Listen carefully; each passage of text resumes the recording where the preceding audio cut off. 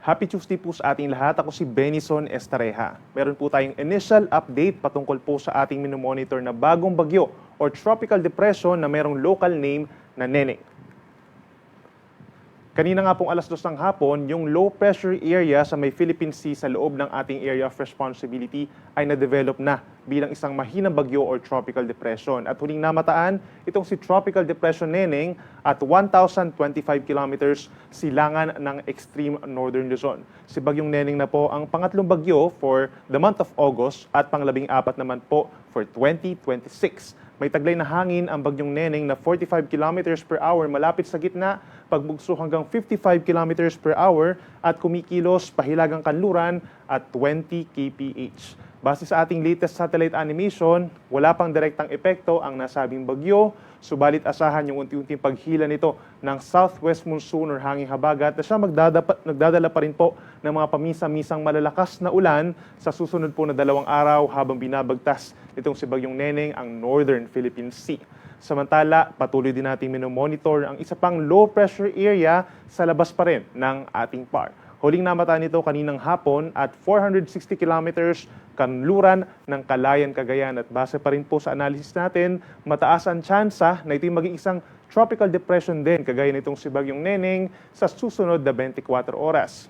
Kung nakikita nating movement nitong low pressure area within 24 hours, mabagal na kumikilos palayo ng ating kalupaan. So ibig sabihin, kahit ito man ay maging bagyo, maliit ang tsansa na magkakaroon agad tayo ng ikalawa or pang-apat pa na bagyo for the month of August anytime dahil kikilos ito towards southern portion of China. At wala rin direktang epekto itong LPA sa alimang panig ng ating bansa. Again, yung mga pag-ulan sa malaking bahagi ng Luzon and Visayas dahil pa rin po sa hanging habagat.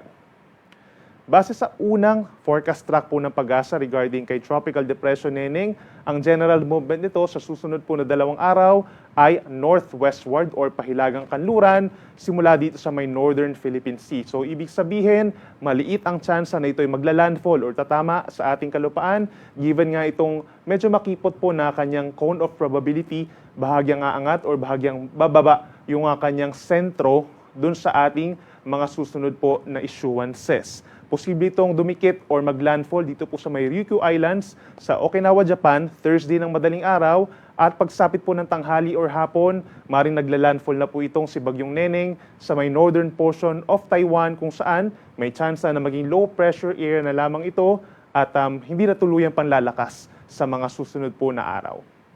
Nakikita natin, based din sa ating latest track, nasa hanggang 380 kilometers po yung kanyang radius, yung pinakamalawak niya, at yung pinakamakipot naman is around 200 kilometers, no? So ibig sabihin, the moment na lumapit ng bahagya pa itong si Bagyong Neneng sa ating kalupaan, ay maaaring mahagip po yung outer rain bands itong Batanes and Babueng Group of Islands sa mga pabugso-bugsong hangin at misang malalakas na mga pag-uulan. Pero inulit natin yung direct effect naman dito sa may mainland Luzon, including Metro Manila, hindi po natin nakikita habang binabagtas ng bagyo ang northern Philippine Sea.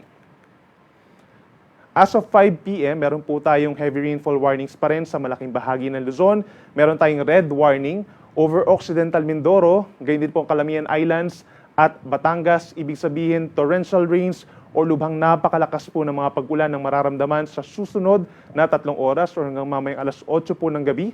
Meron naman tayong orange warning sa malaking bahagi po ng Zambales, gayon din ng Bataan, dito rin sa may western portion ng Pampanga, sa bahagi or timog na bahagi ng Cavite, natitirang bahagi ng Batangas, at itong Oriental Mindoro, meron pong intense rains or napakalakas na ulan sa susunod na 3 oras. At meron namang yellow warning pa rin over Metro Manila, gayon din ng southern portion of Bulacan, ilang bahagi pa ng Pampanga, western portion ng Tarlac, hilagang bahagi ng Zambales, hanggang dito po sa hilagang bahagi ng Cavite, malaking bahagi ng Laguna at western portion pa ng Quezon Province. So ibig sabihin, heavy rains or malalakas na ulan pa rin po posible sa susunod na 2 hanggang 3 oras dun sa mga nabanggit natin na lugar. Laging tumutok sa ating updates regarding dito sa heavy rainfall warning.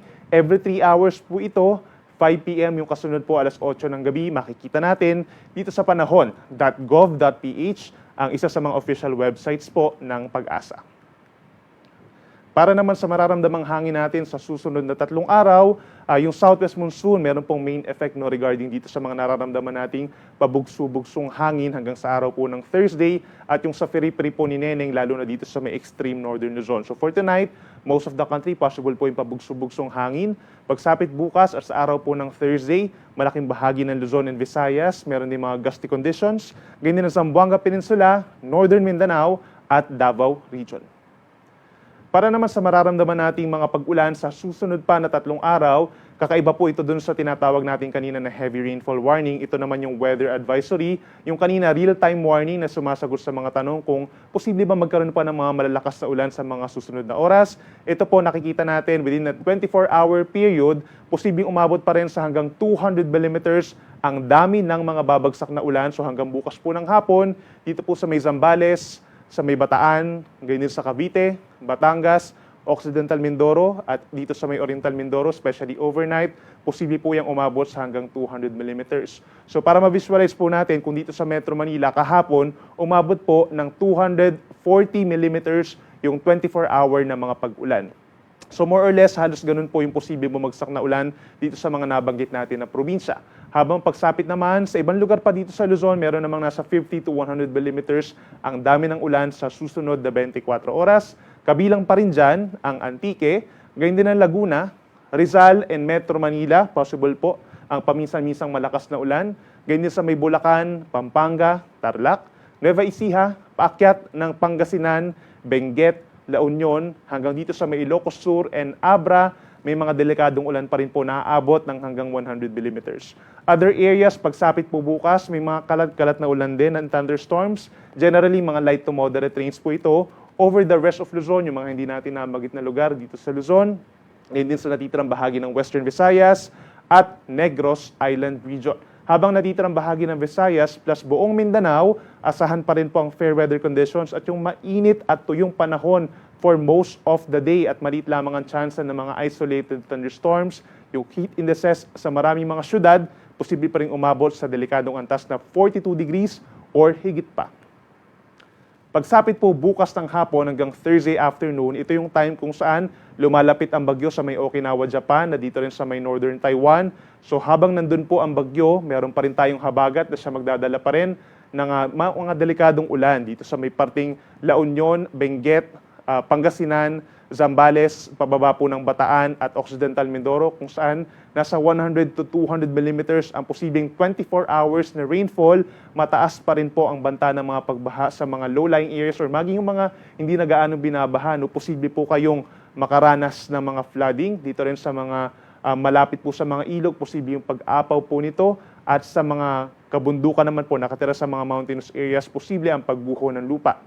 Habang meron naman tayong 50 to 100 millimeters sa dami ng ulan simula po bukas ng hapon hanggang Thursday ng hapon sa may Ilocos Sur, Abra, dito pa rin po sa may Tarlac, Nueva Ecija, Pampanga, Bulacan, pababa po ng Metro Manila, gayon din sa Rizal, Cavite, Batangas, hanggang dito sa may Oriental Mindoro. Delikado pa rin po ang mga pag-ulan, pabugso-bugso pa rin sa susunod pa or after the next 24 hours. Whereas the rest of Northern Luzon, ngayon din ang mga lalawigan ng Aurora, Quezon and Laguna, meron pa rin paminsan-minsan na mga light to moderate rains. Yan po ay dahil din sa southwest monsoon. And yung mga hindi natin nabanggit na lugar, dito sa may Bicol, sa may southern parts ng Mimaropa, Visayas and Mindanao, fair or bahagyang maulap at madalas maaraw ang panahon pagsapit po ng Thursday.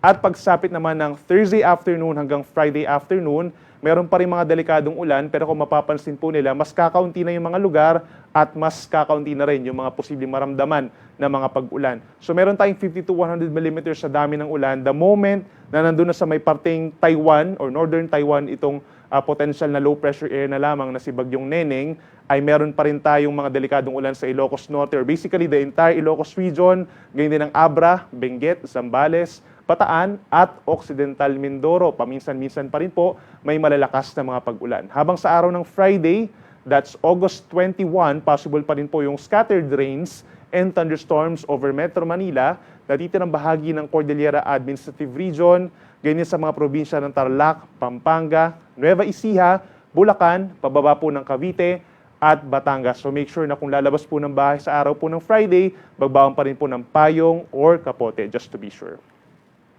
Para naman sa lagay ng ating karagatan, wala tayong nakataas pa sa ngayon or maybe in the next two days po regarding po sa gale warning or yung mga delikadong alon.